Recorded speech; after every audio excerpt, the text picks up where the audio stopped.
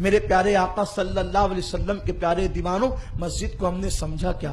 اگر کسی کے گھر میں برکت نہیں ہوتی ہو اور بے برکتی ہو، گھر کے اندر برکتوں کا نزول بند ہو گیا ہو، اس کو چاہیے جب مسجد جھاڑی جاتی ہے، صاف کی جاتی ہے، تو اس کا جو کچرا ہے، مسجد کے کچرے کو باہر اس طرح روڈ پہ پھینکنے کی اجازت نہیں دی گئی ہے، بلکہ اس کے لیے حکم یہ ہے یا تو اس کو ایسی جگہ ڈالیں جہاں کسی کا پیر نہ پڑے۔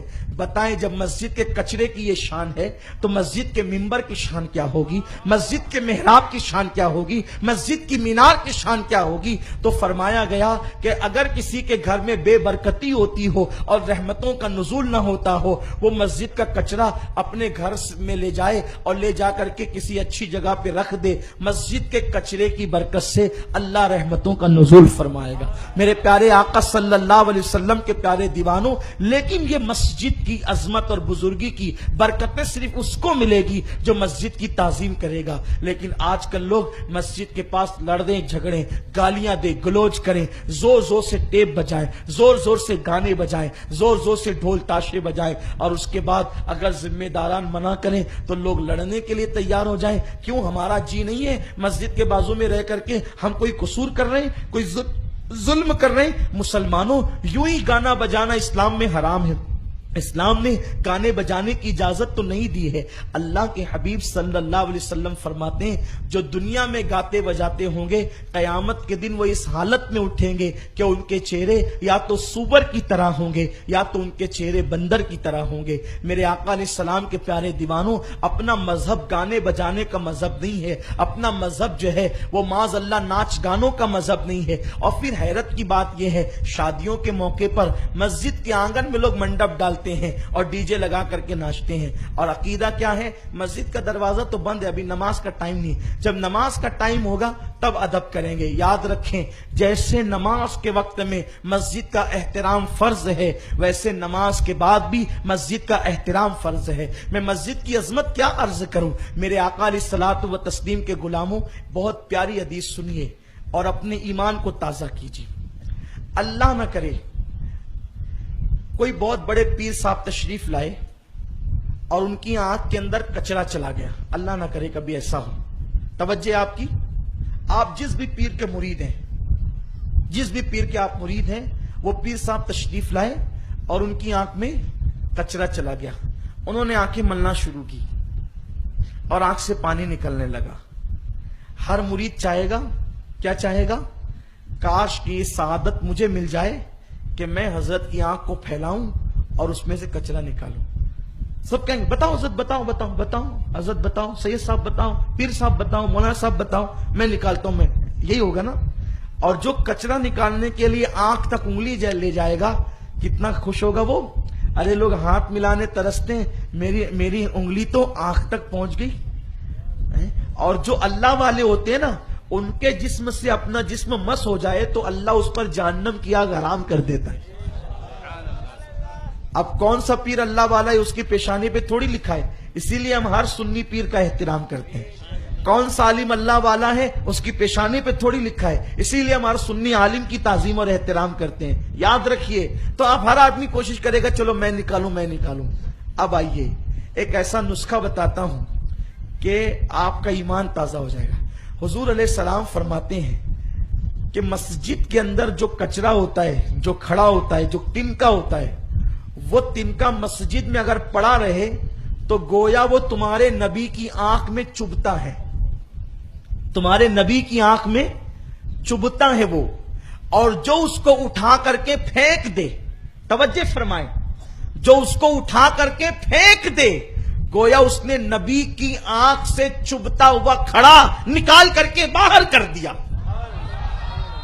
جس نے مسجد سے صفائی کی نیت سے کچرا نکال کر، کھڑا نکال کر، تنکا نکال کے باہر کر دیا، تو آقا کریم کے حوالے سے فرمایا گیا کہ گویا کہ اس نے حضور علیہ السلام کی آنکھ سے وہ تنکا نکال کے باہر کیا۔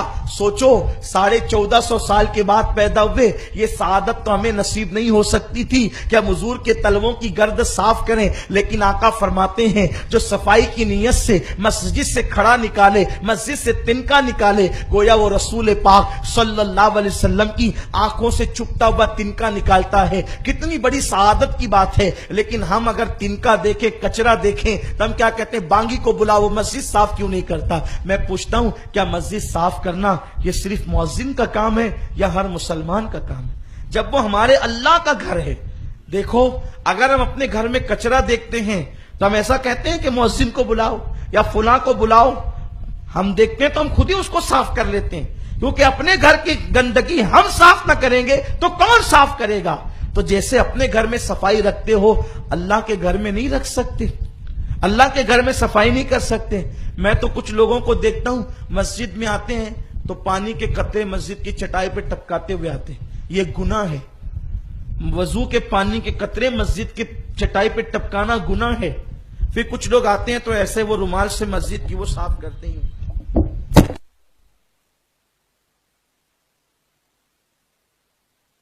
ہوتی ہے اس طریقے سے، اور کیا ہوتا ہے، یہ ادھر سے صاف کیا، ادھر پیچھے چلی گئی۔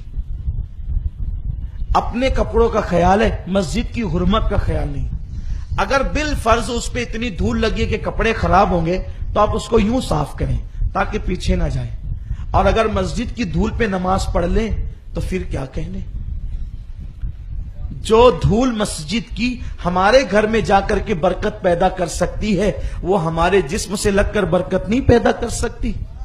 بلکہ اگر کوئی بندہ زمین پہ سجدہ کرے اور اس کی پیشانی پہ مسجد کا غبار لگ جائے تو جب تک کہ وہ غبار اس کی پیشانی پہ لگا رہتا ہے، فرشتے اس کے لیے مغفرت کی دعائیں کرتے رہتے ہیں، فرشتے اس کے لیے مغفرت کی دعا کرتے ہیں۔ اور جو مسجد کے پڑوس میں رہتے ہیں بڑے خوش نصیب ہیں، کیونکہ 5 وقت اذان ہوتی ہے، اذان، اور جن کے گھروں میں اذان کی آواز جاتی ہے اللہ ان گھروں کو آسیب اور جنات کے خلل سے محفوظ فرماتا ہے، بے برکتی اور شیطنت سے محفوظ فرماتا ہے، مگر کون؟ جو مسجد کا احترام کریں۔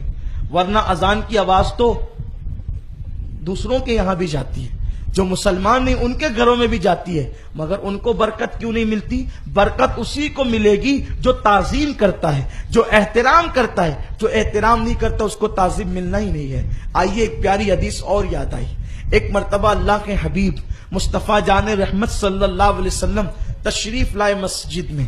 جب آقا مسجد میں آئے تو دیکھا کہ مسجد کے اندر چراغ جل رہا ہے، مسجد کے اندر روشنی اور چراغ جل رہا ہے۔ جلتا ہوا چراغ دیکھ کر اللہ کے حبیب صلی اللہ علیہ وسلم نے فرمایا یہ چراغ کس نے جلایا اور میری مسجد کو منور کس نے کیا، کس نے مسجد کو روشن کیا؟ تو کسی نے عرض کیا یا رسول اللہ وہ فلاں فلاں صحابی ہے، انہوں نے مسجد کو چراغ جلا کے روشن کیا۔ میرے آقا فرماتے ہیں کاش کاش میرے گھر میں کوئی بیٹی ہوتی تو میں اس سے اتنا خوش ہو گیا کہ میں اپنی بیٹی کا نکاح اس شخص سے کر دیتا جس نے میری مسجد میں چراغ جلا کر مسجد کے اندھیرے کو دور فرما دیا۔ میرے آقا علیہ السلام کے دیوانوں، کتنی بڑی بات اللہ کے رسول نے فرمائی کہ اگر میرے گھر میں کوئی بیٹی ہوتی تو مسجد کو روشن کرنے والوں سے میرا دل اتنا خوش ہوا ہے کہ میں اپنی بیٹی کا نکاح اس کے ساتھ کر دیتا۔ اللہ اکبر! آپ بتائیں جو مسجد کی تاریکی کو، اندھیرے کو دور کر دے، آقا اس سے اتنا خوش ہوتے ہیں،